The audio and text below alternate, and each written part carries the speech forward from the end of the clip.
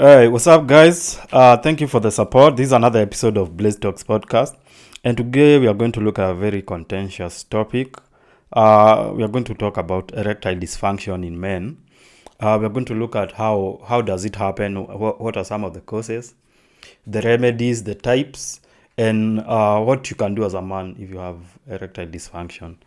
So erectile dysfunction sometimes is called erectile dysfunction can be defined as the ability or the lack of the ability to develop or to maintain an erection during sex.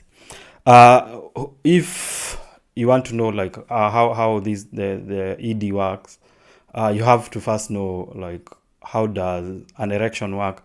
So for the penis, we have the corpora cavernosa, has spaces, spongy spaces that fill up with blood when you get an erection. So blood flows into your penis, fills up these spaces, and then blood does not go out. So you get a rigid erection. So that's how erections work. And with erectile dysfunction, that process is not successful due maybe to various factors, maybe psychological or physical or physiological reasons. So erections can be, there are erections that are reflex erections and there are psychogenic erections. So reflex erections are those that are physical. Maybe someone is pleasuring you physically, you get a reflex erection. And the psychogenic erection are those that occur when you're thinking maybe something sexy or something of the sort. So blood goes into those cavernosal spaces, and it does not live for a certain period of time so as to maintain this erection. So for people with ED, the blood goes into these spaces, but there's a leak somewhere. Maybe there's a leak somewhere, so those erections are not as hard as they can be, so as to maintain, maybe to be able to penetrate. So there's various causes. There are psychological causes and there are physical causes. So let us look at psychological causes first. These are maybe stress, performance anxiety, or depression. So maybe with maybe depression or maybe this performance anxiety, in performance anxiety you have activated the flight or fight response, and with this your brain, the priority for the brain is not sex. At that time you are so, maybe your body, your processes are different from maybe having sex. So your brain does not signal the nerves in your penis or your cardiovascular system. So blood does not flow to your penis. So there is performance anxiety, there is stress, there is depression. And then in physiological cases, there's arteriosclerosis. This is where your arteries are coated with maybe cholesterol or fats, and so there's no sufficient flow of blood in your penis, because as we had seen earlier, blood has to flow into these spongy spaces in your penis so that you can get rigid. So if you have compromised arteries, blood that's flowing into your penis it's not enough to make you attain an erection. Then there is maybe blood vessel damage, maybe from hypertension. And also there is cases of diabetes mellitus, which is because of buildup of hyaline deposits that make it harder for the spaces in your penis to become flexible and to dilate. And also with these deposits, there is not enough oxygen that's going into your penis,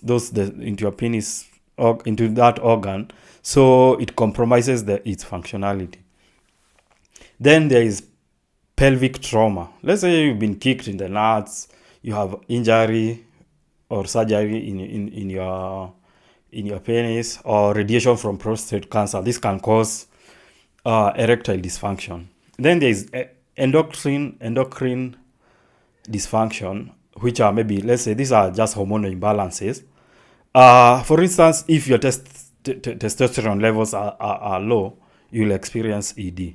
And for instance, it's very common in bodybuilders who maybe are using other maybe steroids or other drugs to enhance their bodies. With the drop in maybe their testosterone, they experience very bad ED. So if you have lower testosterone, there's lower nitric oxide in your blood or in your penis, and there's no relaxation that enables you to have the erection. And then there's medication. If you are on some type of medication, let's say you are on diuretics that maybe drain water from your body, or you are on antidepressants, you'll get very, especially for antidepressant, you'll get ED. So there's also porn and masturbation. There's cigarette usage. There's alcohol usage. So these are also things that may compromise your penis. And the treatment for some of these maybe drugs, maybe Viagra, sildenafil, or Cialis. Then there's vacuum. We had talked in a previous episode about vacuum pumps, whereby you put your penis in a contraption and vacuum it, therefore encouraging blood flow into your penis. Then there is prosthetics. The prosthetics, we had also touched on prosthetics, and especially in a Kenyan setting, prosthetics are overly expensive. Let's say there was a case in Aga Khan Hospital where a dude got a penis transplant, or not a transplant basically, but a prosthetic into his penis, and that shit cost him like a million bob. Well, we don't have a million bob to go get our penises done. So you can change. You can change lifestyle. You can change also. There's lifestyle changes. So you can stop maybe drinking a lot. Maybe you can stop smoking, or maybe drop some weight. So if you lose, especially let's say your waist is bigger, the girth around maybe your tummy is bigger or some of the sort, the competition for blood in the lower regions is very high. So you find that maybe as you gain more weight, most guys get ED. So also there was a physiology, no, not a physiology. There was a doctor who was saying that guys should not like enjoy. Maybe your go-to position should not be your cheek getting on top, because with time it encourages blood to flow back against your valves, and this may damage your valves progressively. Also, for ED, if your physician has not recommended maybe testosterone, you can or the sildenafils or the Viagras, you can start working out. Working out has been seen as a very good way to change things down there.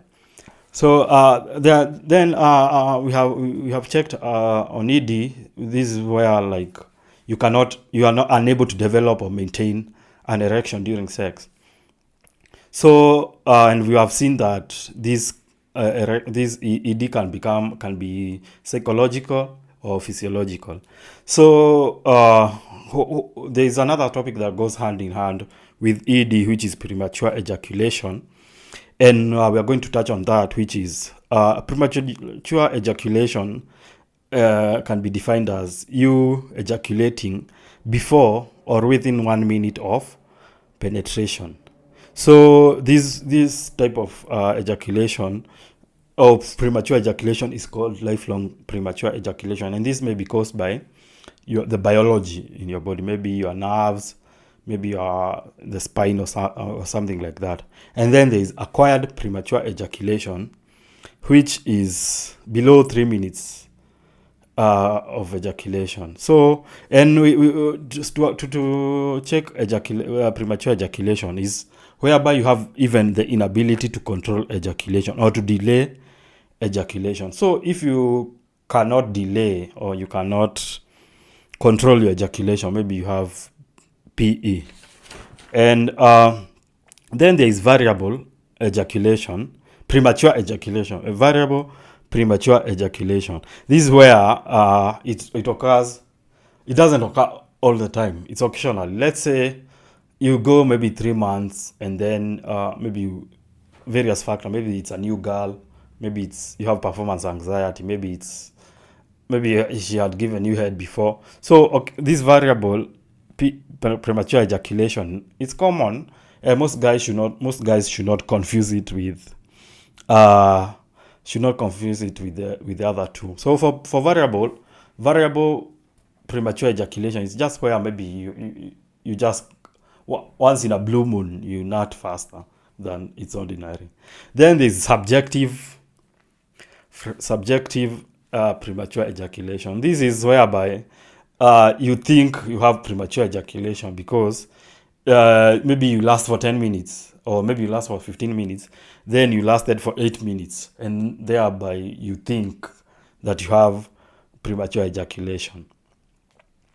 So how common is this? Premature ejaculation, during they did some stopwatch trials where they took couples and they had these couples time themselves during sex, whereby when you are starting sex, you click the stopwatch, then you time yourself, and it was estimated that between 4 and 40% of men experience premature ejaculation. And so with time, the time you last during sex, it goes down it declines with age. So let's say you are in your 20s, you are doing maybe let's say 20 minutes. In your 30s, maybe you are doing lesser than that. With time, the time you spend during sex, it goes down. And the most interesting, the spread of these stopwatch trials or these stopwatch studies, it showed that most men last between maybe the 0 to 300 seconds. Let's say 0 to 5 minutes. That's what most men are capable of, 0 to 5 minutes. And then there is the other men who go maybe 5 to 10 to whatever, and the number goes declining steadily. So what are the causes of premature ejaculation? There's acquired PE. We said that acquired PE is below 3 minutes. What are some of the causes? So for let's say the lifelong premature ejaculation, maybe there's something that's up with your nerves, with your body, with the timing. And for acquired premature ejaculation, there's anxiety, there's high blood pressure, diabetes, or obesity. There are some psychological reasons too. Maybe you are not there, you cannot function sexually because of some psychological reasons. And there's porn. Porn can cause premature ejaculation, porn and masturbation. We have an episode that we handled checking porn and masturbation and how they affect us as men. Then there is drugs. Let's say drugs like alcohol, maybe cigarettes, things like that. They can cause you to have premature ejaculation. Then there's lifelong PE. Lifelong PE we have discussed, it's just biological. And so when you are maybe you think you have PE, you have to maybe check. There's some questions that you have to ask yourself. And some of these questions are what time between penetration and what is your time between penetration and ejaculation? Can you delay ejaculation? Do you feel bothered, annoyed, or frustrated with that time? Also, have you experienced this problem since your first sexual experience, or in every attempt during sex, or is this a one-off thing?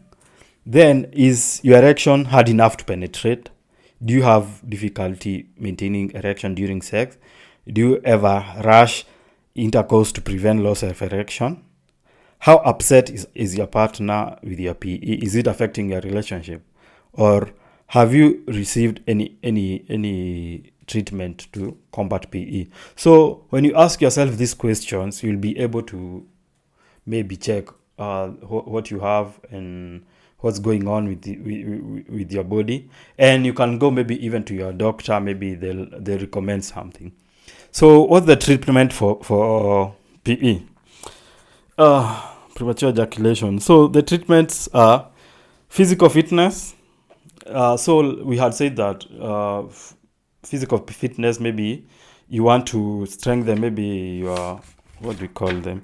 You want to strengthen your, because sex is a cardiovascular exercise. So you when you improve your physical how you feel physically, and maybe you work out, you lose some weight, and this physical fitness will go a long way helping you with ED and premature ejaculation. If sex for you is psychological, the reason maybe is psychological, try sex therapy, and maybe you can go with your partner. Then there are numbing agents, maybe sprays and creams that you apply on your penis, so as to reduce the sensation of your penis and delay ejaculation. Then there are other things like start-stop technique. This is whereby if you know your threshold when you come, maybe when you're thrusting, you can pull out and maybe chill a bit and then go back. Then there is the squeeze method, whereby they recommend that you pull out, squeeze the head of your penis, and this may cause the sensations to go away and you can continue. So if you have, let's say, unfortunately, you have erectile dysfunction and premature ejaculation, deal with ED first. Then you can deal with premature ejaculation. What are some alternative actions that are not medical or something like that? So there's pelvic floor therapy, physical therapy. There's that pelvic floor physical therapy. There's yoga. They even recommended circumcision. And there's conflicting literature if circumcision works for ED or for premature ejaculation, or if it doesn't work. There's another controversial take that some guys put out there is masturbate before sex. Maybe masturbate maybe an hour before she comes over. You will last longer. It's very controversial. Or use a thicker condom that will maybe reduce the sensations. I think that's all for today. You can hit us up with your questions. And as a disclaimer, this episode is for educational purposes only. We are not doctors or some shit. We are just this for educational purposes only, and this does not substitute as a doctor, or it doesn't. It's not a substitute for maybe any problems that you're facing. You can visit your urologist, go see your doctor, and you can see what they can do for you. Thank you so much. You can reach out to us via our email, our DMs. If maybe tell us if you face this problem or how you've overcome it. And if you are a doctor or a urologist, kindly hit us up too and give fact check. We welcome fact checking. We are very open to that. Thank you so much. Peace.